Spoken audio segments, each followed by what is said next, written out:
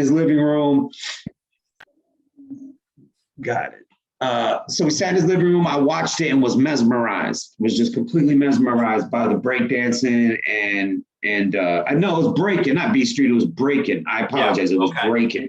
Yeah.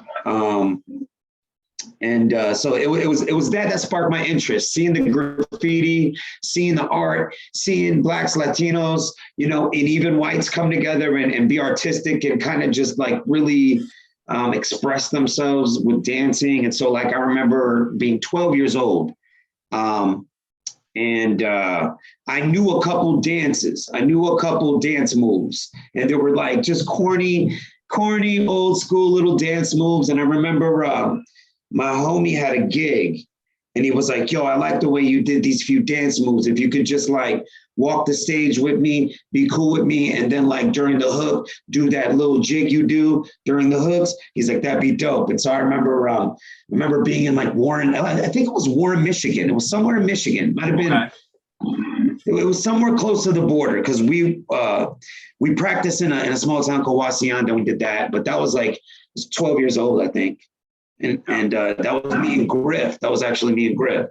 Yeah. So it was a little dancing gig. So that was the first time. And it was weird for me because I was fascinated with breaking. And, you have your imagination going. And then all of a sudden, it's like the universe manifests that and it brought it into my life. But I look back at it and like, man, I was mad corny. There were old school dances, but nobody really knew, and there was no culture up here. So that was the real corny thing about it. Is that you had us going up there to this pretty much predominantly white crowd in this it was like a college auditorium. It was like an auditorium. It was weird. Yeah. It was big. It was bigger than I expected. Yeah. Now, have you remained in Ohio your whole life, or did y'all move around as a family, or? Yeah, I actually moved from Ohio when I was like 21. I think I might have been 22 actually, 22, and I was just to basically it was basically to go down to South Carolina and get with my baby mom. You know what I mean? To get with her, to be closer to it, because our relationship had a lot of ups and downs. You know what I'm saying? There were times where like I wasn't sure, and there were times where she wasn't sure. And so like she had moved away. She was going to college in Santa Barbara, then came to the Midwest to go to college. And then our relationship was kind of rocky, and she moved down to South Carolina. And so she was down there a few years, about to finish up her college. And so I decided to go down there and just get closer to her. Yeah. So I lived in Charleston, South Carolina. And that's when I met DJ Kerfoot. Okay. So yeah.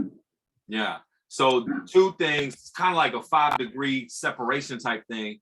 My family is from Ohio. My mom was born in Pittsburgh, Pennsylvania, but she grew up on a farm in St. Clairsville, Ohio, which is right next to Wheeling, West Virginia, which is where my pops was born and raised. And then they got together when they was like 17 on a blind date at like, a little state fair or something like that. And so it was cool, their love bloomed, and he joined the military straight out of high school, was stationed in Fort Bragg for the 82nd Airborne. And I was born at Cape Fear Valley Medical Center, which is in Fayetteville, North Carolina, which is home of J. Cole and Moray as well, Since a jet stood tall as a quicksand and a quicksand, you know what I mean? And so there's a lot of talented cats down there, man. And it's weird because you don't often see Cole reaching back, and because you look at certain cats that get put on, you look at Eminem with D12, you know what I'm saying? You look at 50 Cent with G Unit, you look at all these people getting pulled up, because if I get a seat at the table, I'm about to pull some chairs in. My people about to have a seat too. We about, you think about Wu-Tang. He said, Riley Fingers, noodles, cut the pie 5 ways. You know what I'm saying? I remember I remember a distinct line that Sev had, and he said something like almost had a deal at like with Universal or something, and Master Plan was the group, but they only wanted me. And he's like, I said, nah, man, I'm not leaving my peoples. which I had seen him in an interview since then say like, I don't know, maybe I should have took that, got my foot in the door. But you know what? Like, he's like, well, you know, I'm the point man and we do independent grind. We're going to build our own scene here in the 518. You know what I'm saying? So it's kind of like if you don't get pulled into the table, you say, fucking go ahead and make your own table. You know what I'm saying? Right. So absolutely. And when I bring up locations, so that's the Ohio and the North Carolina. So I thought that was dope. But also I think there's a distinct difference between inspirations and influences, right? Like who you can name as many or as little as you like, who were, and it doesn't even have to be MCs technically, but who inspired you? Cool that you. But then afterwards, who do you feel like influenced kind of your style type? Wow, right. I feel that. You know what? When you asked that question, immediately, you know, some images came in my mind as far as influence and inspiration. So I would have to say, early on, a lot of inspirational artists are now. Are you talking about artists, specific, just artists? Yeah, for this one, yeah. And then when you get done, you can tell me what else you draw inspiration from, for sure. So early on, it was kind of a combination of both. I don't know if you remember a group called Dynamic Twins. Oh yeah. Okay, so those guys to me were inspirational more than influential on my style.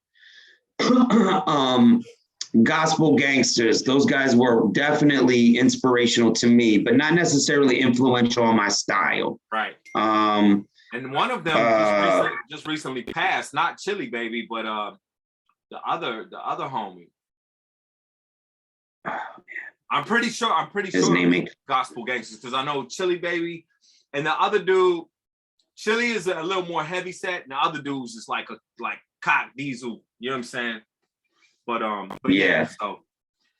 And then a lot more along the lines of inspiration, a lot of the great tree artists that would come out early on, like Rascal, Antonius, Prime Minister, New Wine. New Wine is still doing his thing too, really? From what I see, and doing very well. Like, it's kind of even more inspirational just to see what he's doing now, because, you know, I haven't heard really much of his raps, but just to see the way he gets on media with his sons and is doing like these positive things is just like, it fills your heart with a lot of inspiration. Yeah, man. And D-Boy Rodriguez is another one. I don't know if you remember D-Boy Rodriguez. I didn't. I came in as a fan at CHH a little further back, but like, you know how they say during the history of hip hop, you know, in the same way in the mainstream, the culture, I feel the same thing about CHH. So that's why I look at guys like the Tunnel Rats, you know, Dax and Journey and Soup the Chemist and Dynamic Twins and Peace 586, like.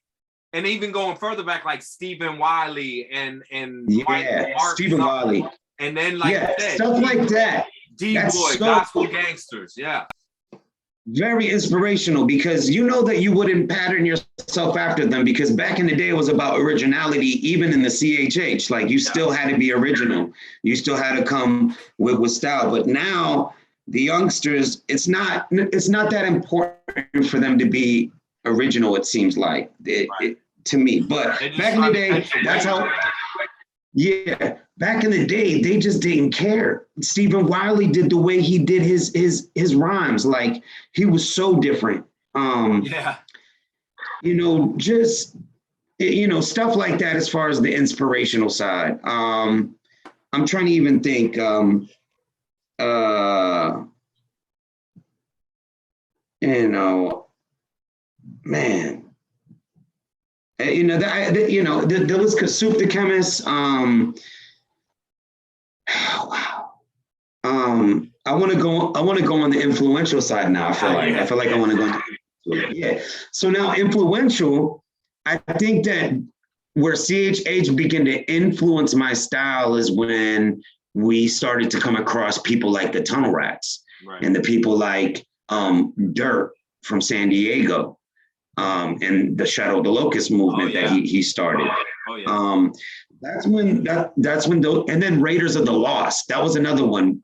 Raiders of the Lost was a really, really, like, you know, in the history of rap verses being written for inspirational victory, like Raiders of the Lost. Wow. To me. Do you know what I'm saying? Just if you want that immediate, like, rush of holy inspiration with that militant soldier strength behind it, Raiders of the Lost came with some really good heat. Yeah. All of that influenced how I was about to set up and start doing my thing, and how I was about to start rhyming. I started rhyming at the age of 12. I remember writing verses. I remember rehearsing verses and reciting them to my friends. I remember freestyling. I remember, getting on the mic at like slumber parties at like different youth events, and getting on the mic, doing some things like doing freestyles, performing songs that I had written over a beat. Yeah. So those were some of the early things, as far as like getting used to people, the crowd, the influence. The influence again. I like to say Tribe Called Quest. I like to say, people like Jay with the Damager, Cool G Rap, Big Pun, all the TS. We were like examining every bar from every TS member. Right. The Beat Nuts. That's when I started to like try to find my voice and how it would fit in, and how it would sound nice, Yeah, man. Now, Beat Nuts, they got the one beat that's like, you bet, or is that sometimes I get them confused with who is it? It's Beat Nuts, and then there's another squad.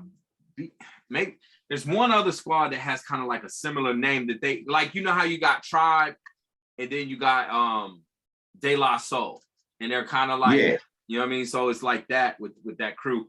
Now, so there's the Beat Nuts, and there's I think Liquid, the Alcoholics, and the Beat Nuts always had some similar camaraderie, and even worked on some projects. I think maybe a little over 5 years ago they got together and did some things. Okay. Now, for you, as people may or may not know, you mentioned it in growing up that Griff from the Tunnel Rats is your brother Griffin.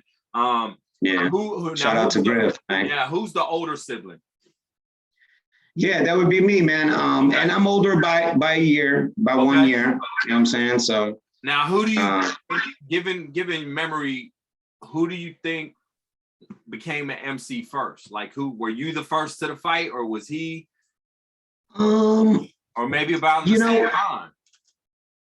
I would have to say our love for hip hop kind of occurred around the same time. I remember, we had this old VHS tape, and I don't even know where it's at anymore, but we had a VHS tape of my brother. He was 11 years old, I think 10 or 11 years old, and he was banging 36 chambers, and he was like rhyming at this little kid rhyming Wu-Tang at the camera. And, I'm just sitting there like trying to get my cousins and my brother listening to Wu-Tang with the VHS tape. Yeah. But yeah, man, back in the day, my brother had a real ear for hip hop. He would bring home tapes and CDs, and I'd be like, yo, what's this, son? You know what I'm saying? Like, what's this? What you got? Let me hear this. And, back in the day, it was like, we're similar in height. I think you might even be just as hair taller than me. But back then, it was just like I was so much more taller than Griff. Yeah. But that changed when we got into our 20s. This guy went whoop, sprouted up. And his voice deepened up and everything too. Right. But but yeah, Griff's the brother. You know, and our love for it started about the same time, but I would have to say I had my first, like my first, how can you say it, show. I don't know. I felt like I had my first show outside of like youth groups and outside of like, you know, different, you know, church events and different things like that. Yeah. Now, in terms of differences and similarities, where would you say y'all's styles are similar or they differ, or even your lyricism? Is there things that you maybe look more towards, like you're more of a wordplay and metaphor guy, and he's more of a simile and a punchline guy? Or how would you compare and contrast yourself and him? I would have to say that, you know, as far as like my style, I'm more offbeat. I'm more unorthodox as far as like how I'm conveying what I'm saying and how I might run this sentence into this, and it might sound kind of jumbled, and it might not make sense after the first listen. You got to listen to it again. But that's what differs. That, you know, my brother is more of a, like, he's more of I don't know, cleaner cut. Right, if like, you will, more cleaner cut. Yeah, more cleaner cut, right to the point. Yeah. You know, sometimes I go off in thought when I rhyme, and you know, you know, back in the day when I was younger and more novice, I kind of counted that as like real art, like come from the mind. You know, say something that's going to freak people out, make them trip, and make them think like, you know, what the heck did he just say? Like, what was, you know, what's the meaning of that? What does that mean? You know, I felt like that's art, like to mess with people like that. Yeah. Now that's how we differ. Yeah. What was that? That's how him and I differ, you know? Yeah. Now, you know, obviously from Mighty SI crew, take us back to that moment, that temporary moment on this eternal timeline where you connected with them and you came on board. Were you there at the inception? Was it like all of y'all? Because this is, you know, sometimes it's a tad bit hard to keep up, but I think there's Just Me, there's Cast Meta, there's Theory Has It, there's you, there's Elias, and there's Wonder Brown. I feel like there's a guy named Matt Man. I don't know if Sebastian Hochstein was part, and then maybe a dude named Change or Penny or something like that. Yeah. Well, actually, Change was more of a engineer and more of the one that you sing your stems to, and he would master and mix all that. So he was the sound engineer, if you will. And then Jock and Mattman were pretty much like our in-house producers that were, you know, connected to Casmeta. Okay. So those two were connected to him. Reflex, the architect. Yeah. There's a Motion Plus 2 as well.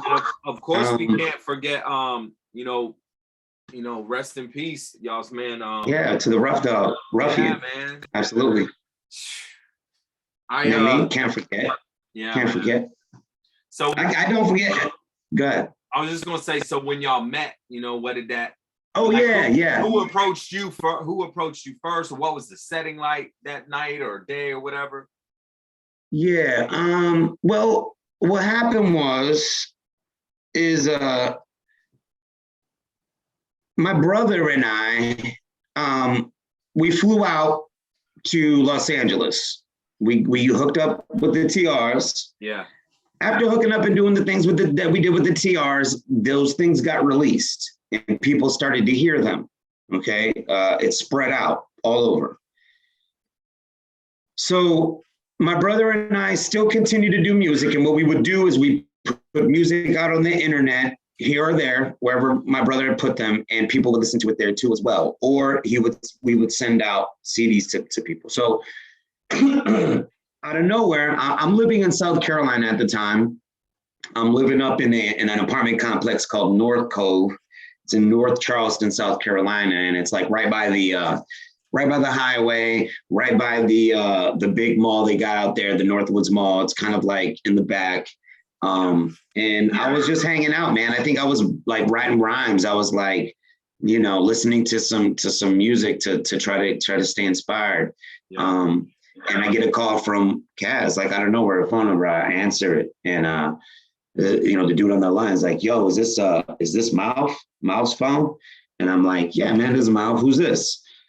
He's like, "Yo, this is Kaz Meta." So Kaz Meta actually reached out to me, and that's kind of how it all started. He was like trying to sell me on his idea, that the Scribbling Idiots are going to be one of the best, groups,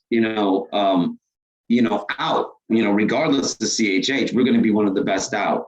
Yeah. And he, was selling me on this, and he was telling me him and his homie Justin got together, and he was like, this is Sage from Soul Seekers. You know what I'm saying? I linked up with Sage from Soul Seekers, and he's kind of on his solo thing now. You know what I mean? He ain't with the homie no more, so he was like, we're doing a thing now. Now we're doing this thing called Scribbling Idiots. Yeah. So, I was like, bro, I'd be honored, man. Let's do this. He was like, and what's funny is I ain't really heard much music from him. And so I just was on faith. I was like, you know what? I'm on faith. He already dropped a few names. That's all I needed to hear. You know what I'm saying? Oh, you're working with these cats. All right, now I can be ready for some real hip hop. Yeah. So that was the beginning of it. I was in South Carolina, little apartment upstairs. I was on the balcony at the time looking out at the whole complex, and I get this call. So that's where it all started. I think it might have been like 2003, maybe 2002, maybe. It might have been 3. Yeah, the thing that's so funny about, obviously the praises that are due and the respect that's due to Scribbling Idiots, y'all are consistent as mess. Like every project, whether it's a solo project, a duo project, a whole crew project, y'all are featured on collaborations with other people. Y'all, it's just consistent. It's consistently dope. It's not like, yeah, we're putting out 3 albums every 3 months and it might be hit or miss. It's like, no, listen, we know what we got, and our swords are sharp. We keep each other sharp. We all know what we're doing behind this mic. So, come get this smoke type, Yeah, man. Big shout out to Kaz Meta, you know what I mean, for being such a quarterback of all of this. Yeah. You know what I'm saying? Because he would literally run them plays. And you could even look at Just Me as even like the coach, you know what I'm saying? Like even because Just Me was like the older brother to all of us and the most experienced out of all of us.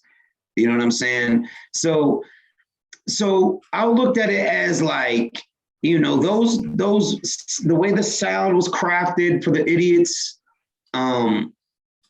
you got to give big credit to, Taylor and Justin, because, they kind of had that vision, and that vision was a real true hip hop vision. You know what I mean? Like that group effort between voices that cut through and that came together. Yeah. And stayed cohesive, Right. So that was the thing, man. That was the thing. You know what I mean? It was the love of hip hop that brought all of us together. But in that beginning, it was Justin and Kaz Meta, man, both. Me and Kaz Meta. Would you say that, not even on terms, I definitely want to get at least one tour story, but in terms of, recording together, having relationships, being intentional about maintaining those relationships, having teamwork, having respect, having mutual love and compassion and consideration for one another. Like the word says, consider yourself higher than the other and treat yourself, lay down your life for your brother. Like, I wonder, because I've been in a few groups over my period of time being an MC. Were egos ever something that kind of had you guys butting heads here or there, or has it always been peace? You know what, man? I'd say it has been peace. It has been peace with ego, with ego, because because all of us have this basic understanding of the nature of life and of love and of happiness and of joy and of, expression. So it's like we have this sympathetic nature towards each other. Like we're all sympathetic to each other's cause. We love each other. We want to see each other succeed. And there really is no jealousy in that. But there is a little ego. No jealousy. It ain't no jealousy. Is definitely a little ego. Right. But the ego is more common to everybody and everything. But with us, I think what it was, and the reason why everything worked out so well is because each of us knew we had a role. And we didn't necessarily look at that as a submissive role or a subdued role or a role in the back or whatever the case. We all felt like we all formed like Voltron and had an equal space to speak. Yeah. And so it was like that. And there wasn't too much ego, man. I mean, the only ego that would show maybe would be in the verses, in the verses that we would speak.